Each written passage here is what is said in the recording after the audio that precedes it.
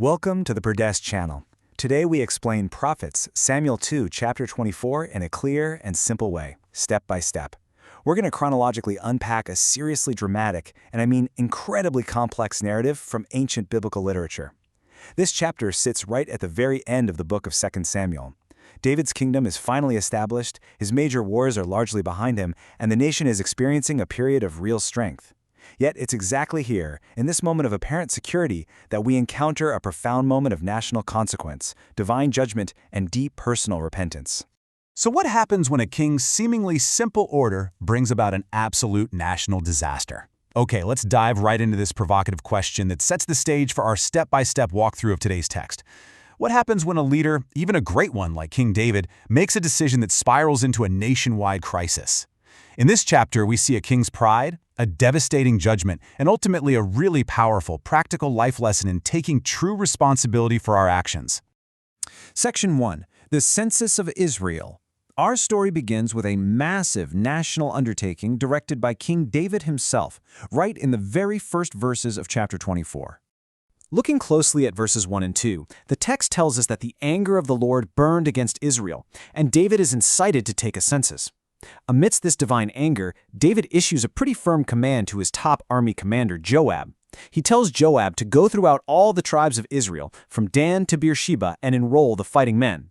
To put that geography into perspective, Dan represents the absolute furthest northern tip of the settled land, while Beersheba, that's the deep southern border, basically top to bottom. David wants to tally up every single able-bodied warrior across the entire nation. He wants to know exactly how many fighting men he has at his disposal. Think of it essentially as a massive military draft count. Now, what's really fascinating here in verse 3 is Joab's hesitation. Joab isn't just some soldier. He's a highly seasoned military leader, and he senses that something is deeply, deeply wrong with this order. He warns the king, saying, in effect, "May the Lord multiply the troops 100 times over, but why does my lord the king want to do this?" Joab actually recognizes this count as a seemingly unnecessary and, frankly, prideful endeavor. For a kingdom that was built entirely on faith, this census shows a sudden, really alarming reliance on literal military numbers rather than divine protection. But, as we see in verse 4, the king's word overrules Joab. The commander literally has no choice but to obey. Verses 4 through 8 detail this sprawling expedition across the entire territory. They cross the Jordan River to Aroer, embarking on this massive geographical loop. They travel through the rugged, mountainous region of Gilead, head way up north toward the coastal fortress of Tyre, sweep back down through the inland towns of the Hivites and Canaanites, and finally wrap up their journey all the way south at Beersheba in the harsh Negev desert. Now, this wasn't just a quick survey. Taking a physical headcount of an entire nation in the ancient world, that is a grueling, massive undertaking. And the text specifies it takes them a total of 9 months and 20 days to complete. Almost 10 months, just counting people. Verse 9 delivers the final tally, and it brilliantly illustrates the immense scale of the military they found. When Joab finally returns to Jerusalem to report the numbers to the king, the count is just staggering. He reports 800,000 able-bodied, sword-wielding men in Israel and 500,000 in Judah. That's a combined military force of 1.3 million men. From a purely tactical standpoint, David has never, ever looked stronger. Section 2. David's deep remorse. But immediately following the completion of this massive count, the narrative takes a really sharp emotional turn. In verse 10, the crucial point is David's sudden, piercing realization that he's committed a grave error by numbering the people. The original Hebrew text uses a really fascinating phrase here. It says that David's heart struck him right after the count, meaning he was deeply conscience-stricken. The triumph of having a massive army instantly evaporates into dread. He cries out to the Lord, saying, "I have sinned greatly in what I have done. I have done a very foolish thing." He realizes his focus had disastrously shifted from trusting God to trusting the sheer numerical might of his own forces. The sequence of events moves rapidly in verse 11. The very next morning, before David can even act further on his midnight guilt, the narrative introduces a man named Gad.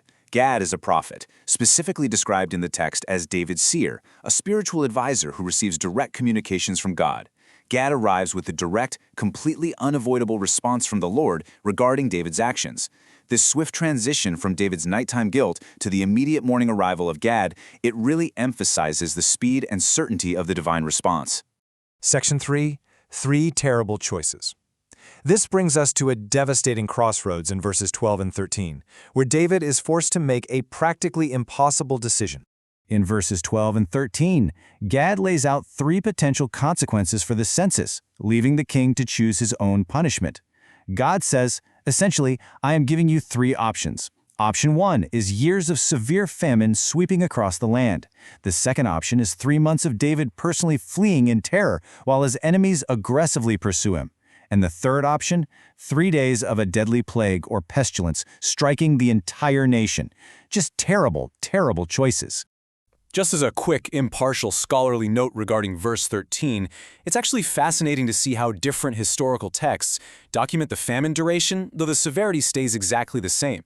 If you read the primary source, the Hebrew Masoretic texts, as translated by the 1917 Jewish Publication Society, it explicitly lists 7 years of famine. Some other translations, like the NIV, which sometimes consults the ancient Greek Septuagint, read 3 years. Regardless of the exact number, though, all 3 options present unimaginable suffering for the kingdom. Faced with these terrible options in verse 14, David is in deep distress. He ultimately chooses the 3 days of plague. Notice his profound reasoning here. He trusts entirely in divine mercy rather than human cruelty. He says, "Let us fall into the hands of the Lord, for his mercy is great, but do not let me fall into the hands of men." According to the simple, straightforward meaning of the text, David knows that famine or war means falling into the hands of human enemies, whose cruelty knows no bounds. But a plague comes directly from God, and David knows that, despite his anger, God's core attribute is mercy. Section 4. The devastating plague. What follows is a swift, catastrophic national tragedy that fulfills the chosen prophecy. In verse 15, the devastating realization of David's choice comes to pass. The Lord sends a plague on Israel that very morning, and it sweeps across the land with terrifying, unstoppable speed, fulfilling the exact duration of the punishment. The numerical toll of this plague is just horrific. In just those 3 days, a staggering 70,000 people perish, from Dan all the way to Beersheba. The tragic irony here is profound. The very same territory Joab had just spent 9 exhausting months traversing to count the strength of the nation has now been decimated in a mere 72 hours. It beautifully but tragically contrasts the massive human effort of the 9-month census with the fleeting fragility of human numbers when faced with divine judgment.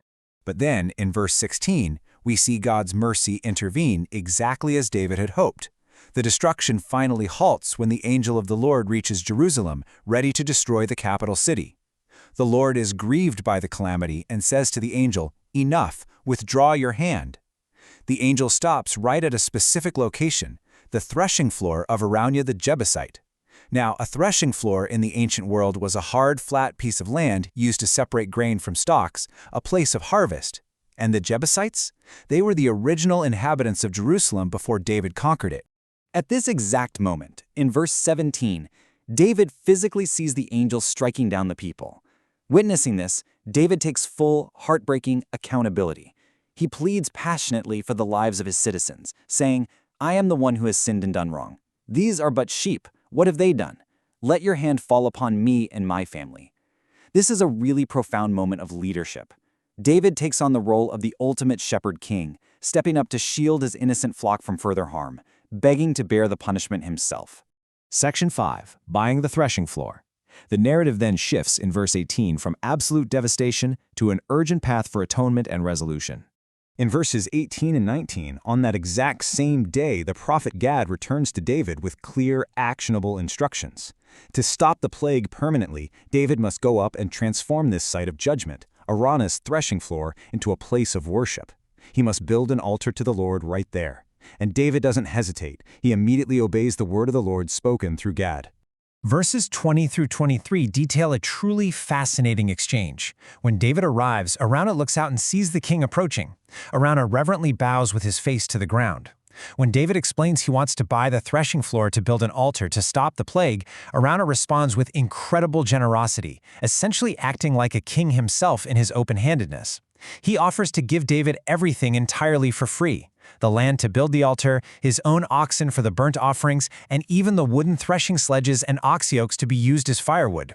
But in verse 24, David establishes a profound ethical stance. He completely refuses to take the easy way out. He tells Araunah, "No, I insist on paying you for it. I will not sacrifice to the Lord my God burnt offerings that cost me nothing. A sacrifice, by its very definition, must cost the giver something, right? Taking free items to appease his own guilt would render the act totally meaningless. He knows he must feel the weight of the restitution. In the concluding verse 25, David officially purchases the threshing floor and the oxen for 50 shekels of silver, ensuring his offering is a genuine, personal sacrifice. He builds the altar there and offers the burnt offerings and fellowship offerings, and the text concludes with simple but powerful finality.